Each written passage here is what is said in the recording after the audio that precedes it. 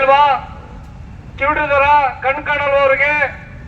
ಎಲ್ಲಾ ಸರ್ಕಾರಗಳು, ಕಾಂಗ್ರೆಸ್ ಆಗಿರ್ಬೋದು, ಬಿಜೆಪಿ ಆಗಿರ್ಬೋದು, ಜೆಡಿಎಸ್ ಆಗಿರ್ಬೋದು, ನಮ್ಮ ಕನ್ನಡ ಮಕ್ಕಳಿಗೆ ರಕ್ಷಣೆ ಮಾಡ್ತಾ ಇಲ್ಲ. ಪರಭಾಷಕರು ಇವತ್ತ ಬಂದ ತಕ್ಷಣ ಶೂಟ್ ಕೇಸ್ ತೊಗೊಂಡ್ಬಿಟ್ಟು ದೊಡ್ಡ ದೊಡ್ಡ ಮಾಲಿಗೆ ಅವಕಾಶ ಮಾಡಿಕೊಡ್ತಾರೆ. ಉತ್ತರ ಭಾರತೀಯರು 70% ಉದ್ಯೋಗಗಳು ಕೊಡ್ತಾರೆ. ನಮ್ಮ ಕನ್ನಡದ ಮಕ್ಕಳು, ದಲಿತ ಮಕ್ಕಳು ಇವತ್ತ ಕಟ್ಟಡ BA BCom ಇಂಜಿನಿಯರ್ ಓದ್ಬಿಟ್ಟು ಕಟ್ಟಡ ಕಾರ್ಮಿಕರು ಕೆಲಸ ಮಾಡ್ತಿದ್ದಾರೆ, ಬೆಂಗಳೂರಲ್ಲಿ ಗಾರೆ ಕೆಲಸ ಮಾಡ್ತಿದ್ದಾರೆ. ಬಹಳ ನೋವಾಗುತ್ತೆ ಮೂರ್ತಣ್ಣ. ಯಾಕಂದ್ರೆ ಸಾಹುಕಾರ ಮಕ್ಕಳು, MLAಗಳ ಮಕ್ಕಳು ITBT ಡಾಕ್ಟರ್ಗಳು, ಇಂಜಿನಿಯರ್ ಆಗ್ತಾರೆ. ನಮ್ಮ ರೈತರ ಮಕ್ಕಳು, ದಲಿತರ ಮಕ್ಕಳು ಗಾರೆ ಕೆಲಸ ಮಾಡೋದು, ಚೇಂಬರ್ ಕೆಲಸ ಮಾಡೋದು, ಕಸ ಹುಡ್ತಂತ ಕೆಲಸ ನಾವು ಮಾಡ್ತಾ ಪರಿಕರ ಆಗಿದ್ದೀವಿ ಅಂತ ಕರ್ನಾಟಕದಲ್ಲಿ. ಬಹಳ ನೋವಿನ ಸಂಪತ್ತಿ ಇದು. ಯಾಕಂದ್ರೆ ನೀವೆಲ್ಲ ಸೇರಿ ಹೋರಾಟಗಾರರು ಹೆಚ್ಚಿನ ರೀತಿಯಲ್ಲಿ ಸರ್ಕಾರಕ್ಕೆ ಕಣ್ತರಿಸಂತ ಕೆಲಸ ನಾವು ಮಾಡಬೇಕಾಗಿದೆ.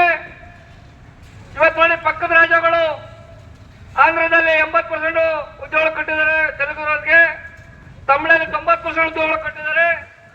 ಆ ರಾಜಕಾರಣಿಯವರು ಗಂಡಸರಾಗಿದ್ದಾರೆ. ಟೇಬಲ್ ತಡ್ತಾರೆ, ನನ್ನ ಮಕ್ಕಳಿಗೆ ಕೆಲಸ ಬೇಕಂತ ಹೇಳಿ. ಇಲ್ಲಿ ಗಂಡಸರಿಲ್ಲ, ಇಲ್ಲಿ ನಮ್ಮ ರಾಜಕಾರಣದವರು. ನಾವೆಲ್ಲ ಹೋರಾಟಗಾರರು ದನಿ ಎತ್ತಬೇಕಾಗಿದೆ. ನಮ್ಮ ಮಕ್ಕಳಿಗೆ ಕೆಲಸ ಉದ್ಯೋಗ ಸಿಗಂಟ ಈ ಹೋರಾಟ ಕೈ ಬಿಡಲ್ಲ. ಯಾವುದೇ ಒಂದು ಹೋರಾಟ ಕೈ ಹಾಕ್ಬೇಕಾದ್ರೆ ನನಗೆ ಗೊತ್ತಿದೆ ಯಾವ ದೇವ್ರಿಗೆ ಯಾವ ತರ ಪೂಜೆ ಮಾಡ್ಬೇಕಂತೇಳಿ. ಒಬ್ಬಟ್ಟಿನ ದೇವ್ರಿಗೆ ಒಬ್ಬಟ್ಟು ಪೂಜೆ ಮಾಡೋದು ಗೊತ್ತಿದೆ, ಕುರಿ ಹೊಡೆದವ್ರಿಗೆ ಕುರಿ ಹೊಡೆಯೋದು ಗೊತ್ತಿದೆ, ಕೋಳಿ ಹೊಡೆದವ್ರಿಗೆ ಕೋಳಿ ಹೊಡೆಯೋದು ಗೊತ್ತಿದೆ. ನಮಗೆ ಗೊತ್ತಿದೆ. ಮಂತ್ರ ಹಾಕಿದ್ರೆ ಹಣ್ಣುದ್ರಲ್ಲ. ಒಂದು ಹಣ್ಣು ತಿನ್ಬೇಕಾದ್ರೆ ಕಲ್ಲಿಂದ ಹೊಡೆದ್ರೆ ಮಾತ್ರ ಹಣ್ಣುದಿರುತ್ತೆ. ಮುಂದಿನದಲ್ಲಿ ಸರ್ಕಾರಕ್ಕೆ ಮುಖ್ಯಮಂತ್ರಿ ಮನೆಗೆ ಗೆರವಾಕಂತ ಕೆಲಸ ಆಗುತ್ತೆ ಹೋರಾಟ.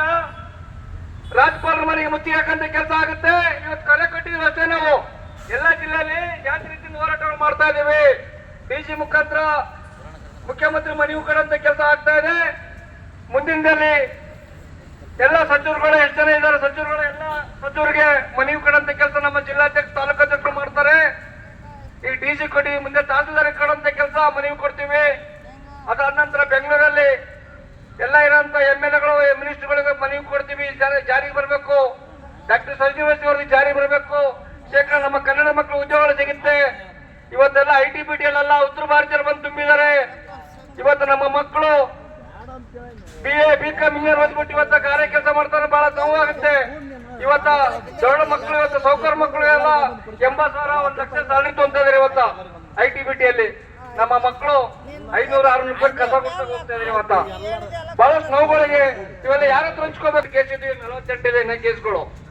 ಹೋರಾಟ ಮಾಡಿದ್ರೆ ರೌಡಿ ಲಿಸ್ಟ್ ಮಾಡ್ತಾರೆ. 3 ಜನ 7 ಕಡೆ ರೌಡಿ ಲಿಸ್ಟ್ ಮಾಡಿದ್ದಾರೆ. ಕ್ರಿಮಿನಲ್ ಯಾರಿಗೆ ಮರ್ಡರ್ ಮಾಡಲ್ಲ, ಅತ್ಯಾಚಾರ ಮಾಡಲ್ಲ, ದಕೋತಿ ಮಾಡಲ್ಲ. ನಾವು ಕನ್ನಡ ಮಕ್ಕಳು ಭವಿಷ್ಯಕ್ಕೋಸ್ಕರ ಹೋರಾಟ ಮಾಡಿದಂಥದ್ದು. ಇನ್ನು ಮುಂದೂಡ ಕನ್ನಡ ಸಾಹಿತ್ಯ ಹೊರತು ಯಾರಿಗೆ ಎದುರಲ್ಲ. ಕನ್ನಡಕ್ಕೋಸ್ಕರ ಪ್ರಾಣ ಮಾಡಕ್ಕೆ ತಯಾರಿದ್ದೀನಿ ನಾನು. ಕನ್ನಡ ಮಕ್ಕಳಿಗೆ ಉದ್ಯೋಗ ಸೇಗಂಟ ಹೋರಾಟ ಮಾಡ್ತೇನೆ. ಇವತ್ತು 4,700 ಉದ್ಯೋಗಗಳು ಟಿ ರೈಲ್ವೆದಲ್ಲಿ ಬಿಟ್ಟಾಗ 3 ತಿಂಗಳ ಸತತ ಹೋರಾಟ ಮಾಡಿದೀವಿ. ನಮ್ಗೆ ನ್ಯಾಯ ಸಿಗಲಿಲ್ಲ. ಅವಾಗ ಕೇಂದ್ರ ಕಚೇರಿ ಆಫೀಸ್ ಹೋಗಿ ನುಗ್ಗಿ ಕಂಪ್ಯೂಟರ್ ಚೇರ್ ಹೊಡೆದಾಕಿದ ಮೇಲೆ 30 ದಿವಸ ಜೈಲಿಗೆ ಕಳಿಸಿದ್ರು. ಅವಾಗ ಪ್ರಶ್ನೆ ಪತ್ರಿಕೆ ಹಿಂದಿ ಇಂಗ್ಲಿಷ್ ಇತ್ತು, ಕನ್ನಡದಲ್ಲಿ ಕೊಟ್ಟರು. ಅವಾಗ ನಮ್ಮ ಮಕ್ಕಳಿಗೆ 3,800 ಜನಕ್ಕೆ ಉದ್ಯೋಗಗಳು ಸಿಕ್ತು ಟಿ ರೈಲ್ವೆದಲ್ಲಿ. ನನಗೆ ಗೊತ್ತಿದೆ ಯಾವ ತರ ಹೋರಾಟ ಮಾಡ್ಬೇಕಂತೇಳಿ. ಅದೇ ತರ ನುಗ್ಗಿ ಕಂಪ್ಯೂಟರ್ ಚೇರ್ ಹೊಡೆದಾಕಿದ್ರೆ ನಮ್ಮ ಜಾರಿಗೆ ಆಗುತ್ತೆ. ನಮ್ಮ ಡಾಕ್ಟರ್ ಸಂಜೀವಶ್ರೀ ಅವ್ರಿಗೆ ಜಾರಿ ಮಾಡ್ಬೇಕಾದ್ರೆ ಹೋಗೋಣ. ಎಲ್ಲ ಜೈಲ್ ತುಂಬಾ ಕಾರ್ಯಕ್ರಮ ಹಾಕೋಣ, ತೊಂದರೆ ಇಲ್ಲ. ಎಲ್ಲ ಜಿಲ್ಲೆಯಲ್ಲಿ ಕರೆ ಕೊಡ್ತೀವಿ ನಾವು. ಎಲ್ಲ ಜೈಲಿಗೆ ಹೋಗಿ ಕನ್ನಡಿಗರು ತಯಾರಾಗಿದ್ದೀವಿ ನಾವು. ಕನ್ನಡ ನ್ಯಾಯ ಸಿಗಂಟ ಇವತ್ತು ಯಾವುದಕ್ಕೆ ಎದ್ರಲ್ಲ, ಬೂಟಿಗೆ ಎದ್ರಲ್ಲ, ಲ್ಯಾಟಿಗೆ ಎದ್ರಲ್ಲ, ಜೈಲಿಗೆ ಎದ್ರಲ್ಲ.